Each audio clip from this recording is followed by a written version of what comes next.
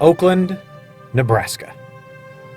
It's a town full of colorful names, mostly Scandinavian. Holmquist, Peterson, Anderson, Stromquist, Lindstrom. But here's an introduction to a man that has a slightly different lineage. One of the most interesting, giving, and influential men ever to grace the self-proclaimed Swedish capital of Nebraska. A philanthropist, politician, and businessman. And time has almost forgotten him. Until now.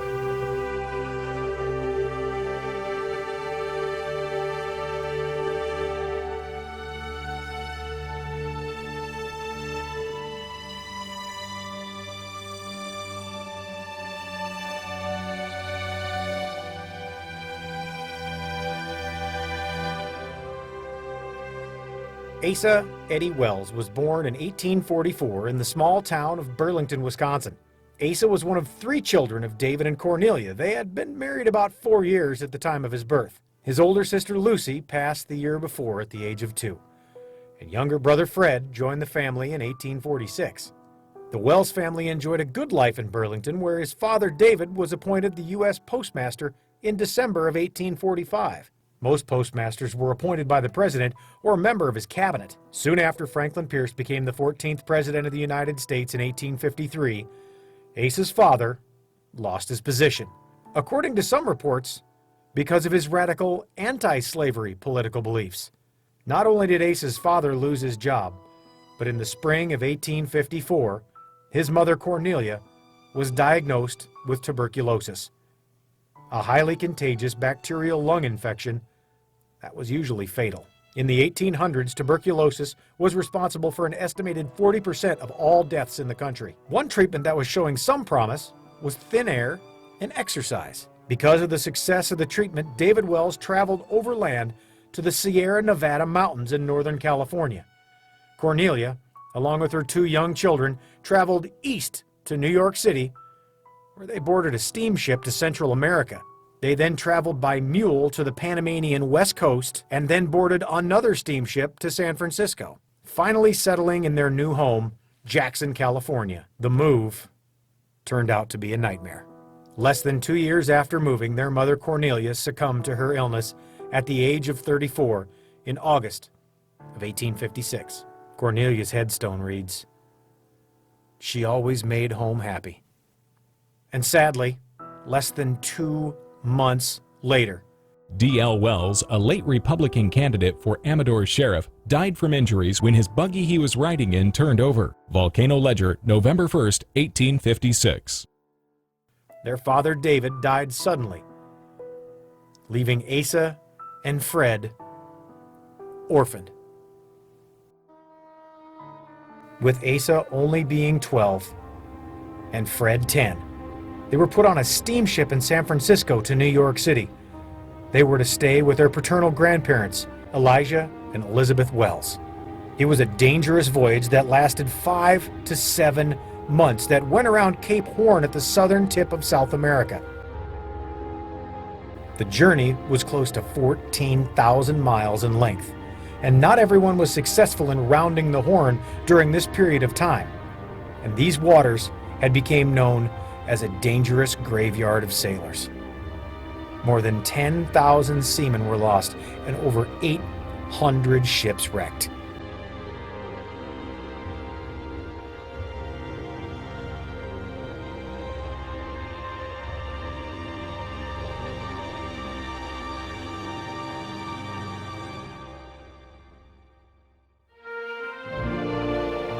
After arriving safely in New York Harbor, all 4 Wells traveled by train back to Burlington, where Asa was born. His grandparents took up residency to help raise the children. Asa's younger brother Fred stayed with his grandparents, and Asa was welcomed in by his mother's sister Elizabeth and her husband, Caleb P. Barnes. Much like Asa's father, Caleb Barnes was heavily into politics. While serving 2 terms in the Wisconsin State Assembly, he also made a pretty stable living in real estate, law, and banking. The Barnes home was not just that of wealth and privilege. As a matter of fact, their home was one of many in the area listed by the Burlington Historical Society as a stop on the Underground Railroad. Caleb Barnes owned several buildings in Burlington, but one in particular caught Asa's interest. The first floor of the building was a grocery store, but upstairs was what Asa really had an interest in: a bank. And this is where he started to cultivate his knowledge for business that he would one day bring to Oakland.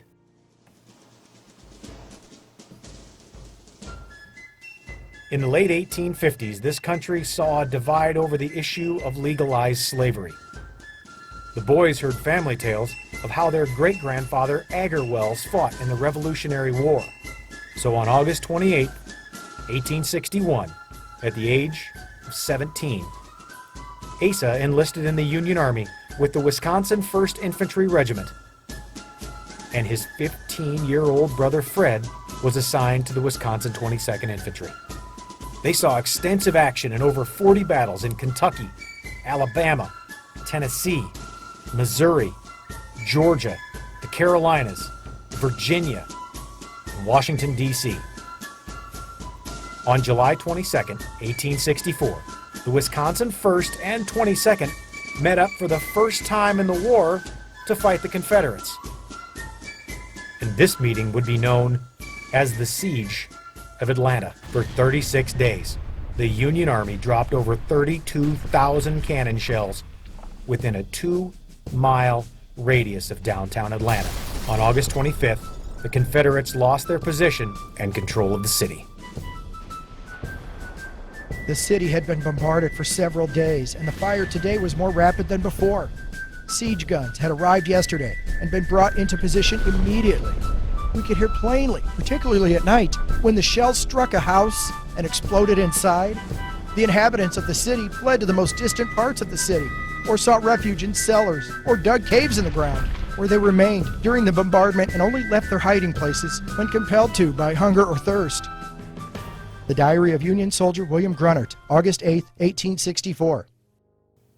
This was to be the last fighting Asa would see as the 1st Regiment returned home October 13, 1864. Fred soon followed Asa back home to Burlington, only to find their Aunt Elizabeth, the woman who raised Asa after the death of his mother, died earlier in the year of tuberculosis at the age 38. The next 2 years, Asa worked for his uncle Caleb Barnes. However, following the death of his wife, Caleb Barnes' health rapidly declined. He died October 29, 1866. Caleb's oldest daughter, Cornelia, and Asa were the heirs to Caleb's wealth and property. Trying to keep the family together, Asa became the head of household, and according to the Burlington, Wisconsin census, his younger cousins were dependents. Later that year, the Wells family was dealt yet another blow when grandfather Elijah Wells passed away suddenly at the age of 75. Elijah had vast wealth, which was passed on to his wife and Asa Eddie Wells. From the age of 12 to 26, Asa had lost every adult member of his family except his grandmother Elizabeth, spent 3 years fighting in a horrible civil war, and inherited an enormous amount of wealth and responsibility.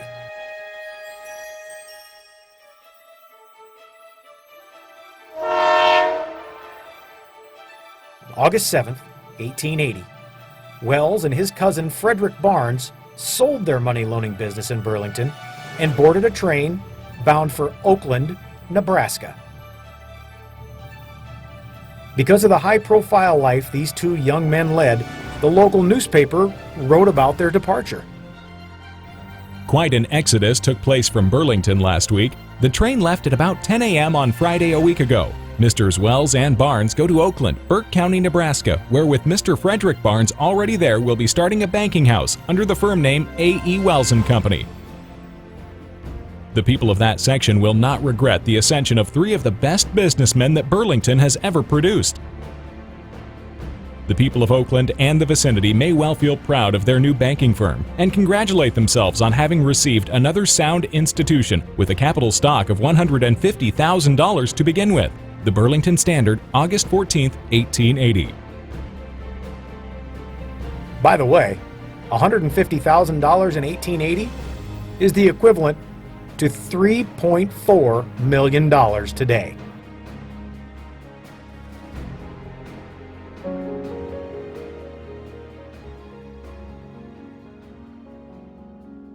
Why would these two young men, with that much money, pick Oakland, Nebraska? They could have gone anywhere in the world, but they chose Oakland, Nebraska. It may have been that in 1880, Asa's brother Fred was living in Colorado Springs, Colorado. And if you look at a map and draw a straight line from Burlington to Colorado Springs, almost directly in the middle is Oakland, Nebraska.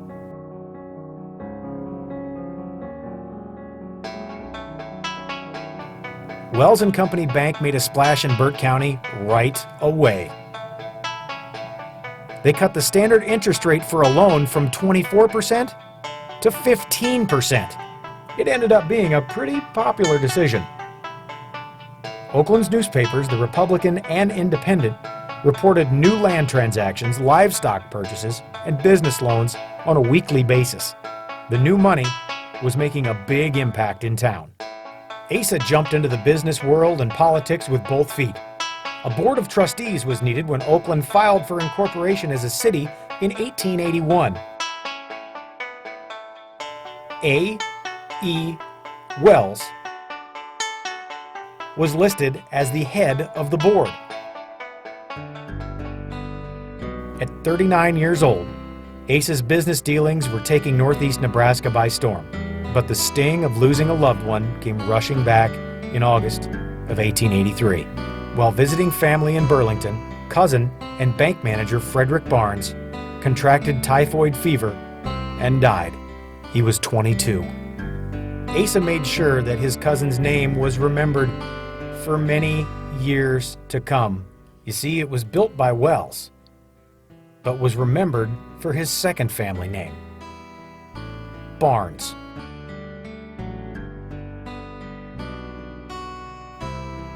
In Oakland, on Main Street, just north of the corner of 3rd and Oakland Avenue, sits the Barnes Building, which was opened 3 years after the death of Frederick Barnes. In 1885, Asa traveled back to Burlington for his own wedding to Emma Reel. The couple immediately returned to Oakland and their new home on Thomas Avenue. Asa was Emma's second husband, and in the fall of 1887, her 20-year-old stepson, Rudolph Klaber, arrived in town for a fresh start. He attended Oakland High School and was employed at the Renard Flour Mill. But on February 22, 1888, Rudolph left home at 2:30 to hunt in the Logan Bottoms. He did not return. His hat was found near a hole in the ice, and his body later recovered. His school friends took his loss severely to heart, as he was a great favorite among them. The funeral services were held at the house Saturday afternoon, which was well attended, especially by his school companions. The sympathy of the Independent with that of all of our citizens is expended to the bereaved ones. Oakland Independent, March 1st, 1888. Rudolph is buried here in Oakland. He's just 2 headstones away from an infant son of Asa and Emma that they lost less than a year after his passing. Over 129 years later, the stones remain. It's a constant reminder of the harsh realities of the West in the late 1800s. Asa Wells had much success in his business life. He was well respected and helped with the growth of the Logan Valley, but the constant loss of people in his personal life had to have an immense toll on him. Disappointment and loss seemed to plague Asa Wells. Asa's brother Fred was one of the few people that had experienced everything that he had. The family upheaval, the loss of loved ones, the horrors of war. On August 16th, 1894, Asa's one constant connection to his past, Fred Elijah Wells, died suddenly from typhoid fever while traveling back to Burlington, Wisconsin.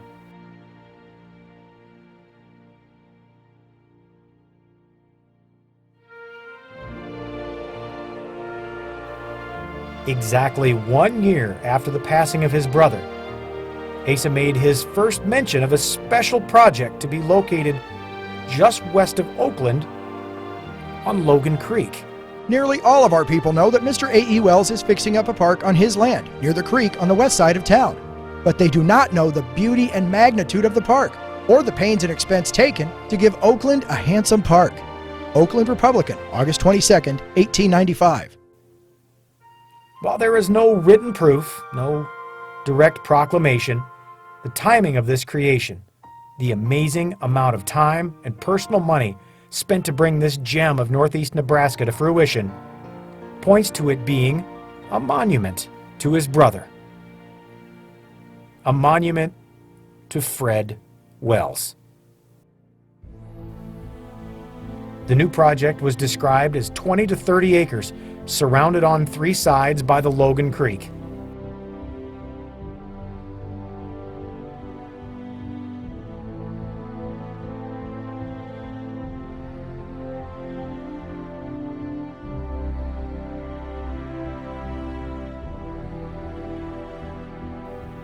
Boat docks were installed for anyone wishing to use the steam-powered craft, and rowboats Asa provided for free.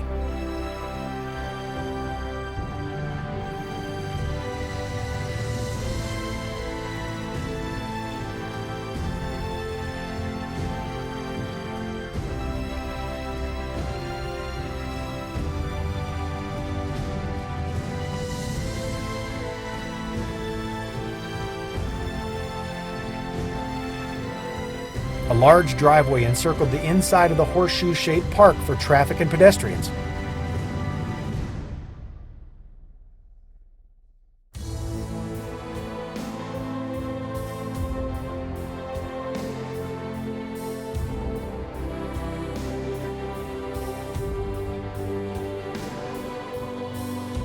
Two large fountains were installed in different areas inside the park.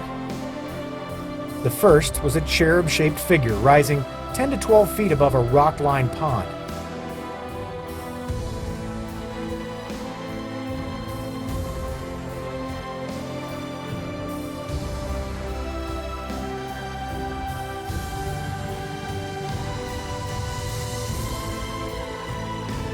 The other was placed at the entrance. It was a 25-foot wide concrete basin with an ornate tower rising out of the center, spraying water close to 15 feet high.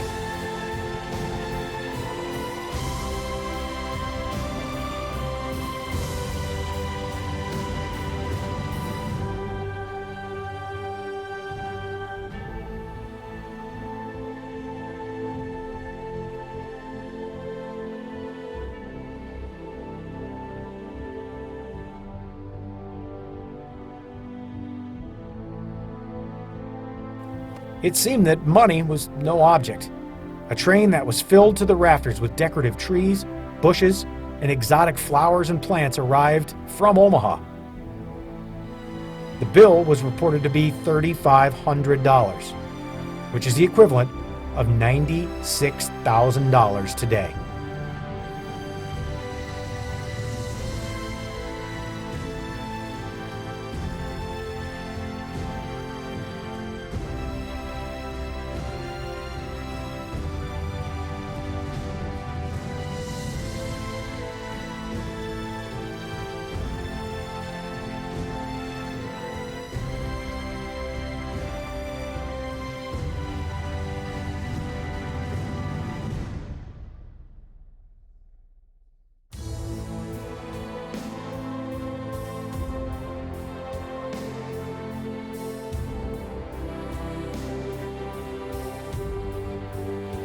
Gazebos, benches, and seating areas were placed throughout the park.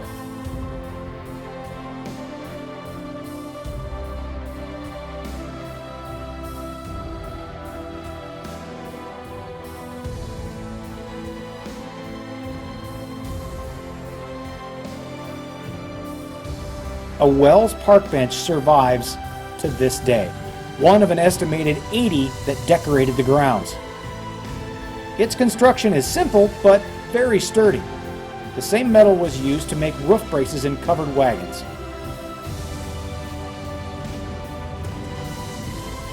The timeline of this bench goes as such.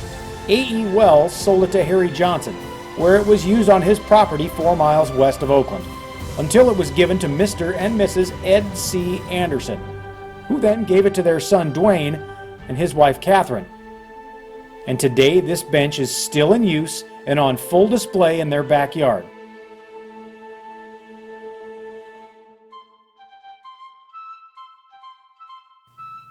The park opened in 1895, and over the next decade, the park would host some of the largest crowds ever in Burt County. In June of 1904 and 1905, the Sioux City Foundry and Boiler Company held its yearly company picnic of 1,500 people in one day. Wells was a member of the Grand Army of the Republic. The GAR was the equivalent of today's VFW. GAR was for men that served in the Union Army. Every September, Wells Park would host a 3-day reunion for the GAR. And the average attendance was more than 1,000 Civil War veterans. None of those crowds compared to the massive group of people that came to Wells Park on September 20th, 1899. That day, Nebraska native and 3-time Democratic nominee for the presidency, William Jennings Bryan, paid a visit. He spoke for nearly 2 hours to a crowd of an estimated 3,000 people. Many attendees arrived by train from all over the Midwest. The entire city of Oakland became quote-unquote Bryan men for the day, no matter their political affiliation. Banners flew in the street, and they even flew inside the churches. Bryan, one of the most famous men in the country at the time, spent the day speaking, shaking hands, and met with local dignitaries inside the 3-story Crane Hotel before this photograph was taken at the studio of W.L. Jacobs. In May of 1905, the city of Oakland had taken over day-to-day operations and maintenance of Wells Park. City water had been installed in the entrance fountain. The local newspapers advertised weekly picnics, events, graduations, and concerts. In June of 1905, Asa Wells donated the smaller of the 2 fountains to the Oakland School, where he was a school board member and president. In this photograph, you can see it was installed at the east entrance of the school. About 9 years later, however, it was donated to the World War I scrap metal drive. The location of Wells Park, while beautiful, was problematic. Just a few inches of rain could cause it to flood. You see, the Logan Creek was the depth that it was because of the large dam created by the Renard Flour Mill. The mill was run entirely on water power. After the flood in 1901, Wells recognized the water's destructive power and hoped to keep it at bay. So in August of 1904, he filed a lawsuit against Fred Renard and the mill for attempting to build the dam even higher. In September of 1906, his nightmare came true. The Logan Creek, which is ordinarily a small and unimportant stream, was a mile wide in some places and 3 to 6 foot deep. All along the valley from Pender to Oakland, there was a great deal of damage to both farm and railroad property. Omaha World Herald, September 17, 1906. Wells Park was mentioned one last time in the Oakland papers. On February 1st, 1907, there was a short 2-paragraph story that ran in the Oakland Independent. A.P. Johnson of Newman Grove, Nebraska, has purchased from A.E. Wells a quarter section of land. The tract of land is watered by the Logan Creek and contains valuable pasture, meadow, and timberland, and prospective addition to the city. The pleasure ground, Wells Park, is also part of the tract. 2 years later, A.E. Wells retired from the business world and sold Wells & Company to George Minier, who changed the name to Oakland State Bank. It filed for bankruptcy and closed its doors in 1932, just years after the Great Depression. Wells soon moved from his home on Thomas Ave in Oakland to an 800-acre plot south of the neighboring city of Craig. He spent his retirement making weekly visits to Omaha, Sioux City, and Lincoln. Wells was obviously a proud man. Asa had the propensity to brush off any health ailments or signs of weakness that he may have had. Instead, he would give the impression that they were his wife's illnesses. There were many documented trips to the Arkansas hot springs. Wells specifically mentioned the trips were for his wife's betterment. The springs were thought to have healing qualities. Mr. and Mrs. Wells just recently returned from a trip to Hot Springs, Arkansas, where they went for the benefit of Mrs. Wells' health. Mr. Wells is such a rugged old fellow that he does not have to make trips for his own health, and tells of an amusing incident while at the springs. For 2 or 3 mornings after arriving there, the hotel clerk would ask how he felt when he made his appearance in the office, and when Mr. Wells began to get a little tired of the questioning, he shot a reply to the clerk's unusual question that put a stop to the annoyance. It was this: I wasn't sick when I came here. I'm not feeling a bit worse, nor better. I never was sick. The Blair Democrat.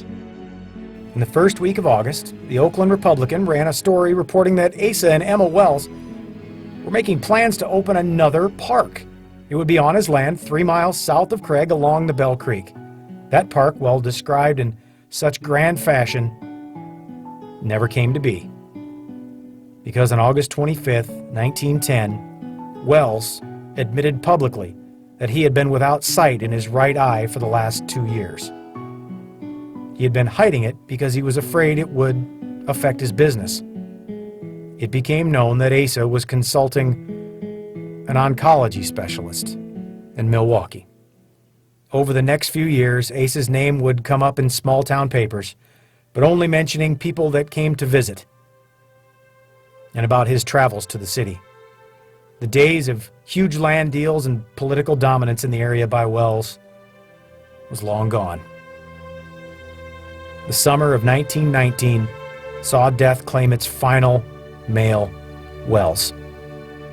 It was not tuberculosis or even typhoid that had taken so many thus far.